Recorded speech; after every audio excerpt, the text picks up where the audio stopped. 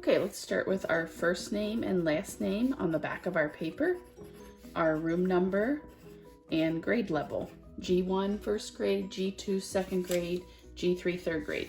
Then we're gonna flip it to the front, and just like our practice, we're gonna start building some castles from the bottom up. So I'm gonna use a ruler. You don't have to use a ruler, but if you want to, go ahead and do that. This is just gonna help me with some straight lines. And so I'm gonna start with a building, just going straight up. And then I'm gonna divide that building up maybe into, just like my practice, into rectangles or squares. And you can divide them in half. You can do triangles in the crossing in between. So I've got triangles, square, rectangle. And if I wanted to go taller, I can go up a little higher with that line and maybe add a skinnier rectangle.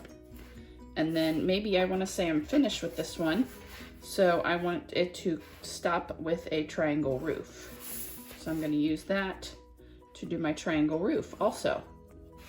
And then I'm going to keep building off of that.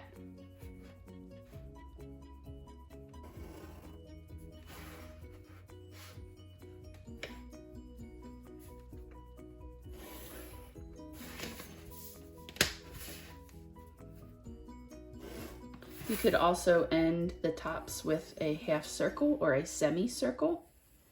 I'm gonna have to fix that one there. So you decide what kind of roof you want, and then again, you're dividing up. So if I wanna put some, let me do this one here. If I do some shapes that are going vertical this way, I'm gonna do some rectangles going in here. Now you can hand draw these without a ruler.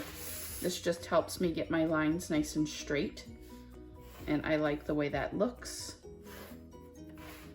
Okay, and then use your eraser to clean up where you need to, and then I might divide it this way and put some squares in here and rectangles. So really there's no right or wrong way to do this, just whatever you think looks good for your castles using some of these shapes. I could do an X in some of these to make other kinds of triangles. And then maybe I make it a pattern. So I just do X/X, and then I'll do another slash. So it kind of makes that pattern. I could do that again up here. So think about different ways you can do that.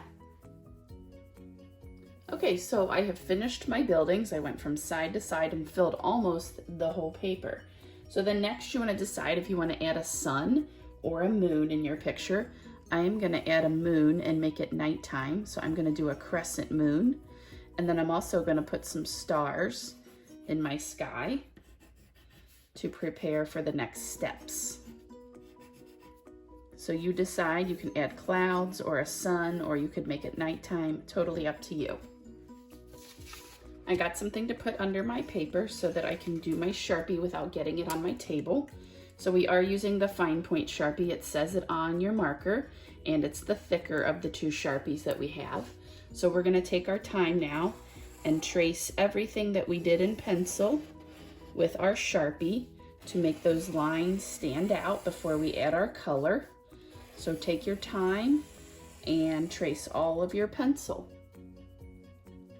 So I finished all my Sharpie, and then next I'm gonna go ahead and take my eraser and then just clean up any extra pencil lines that we don't need, or maybe I didn't trace right on top of it, so I'm just gonna clean up the paper before we do our next step.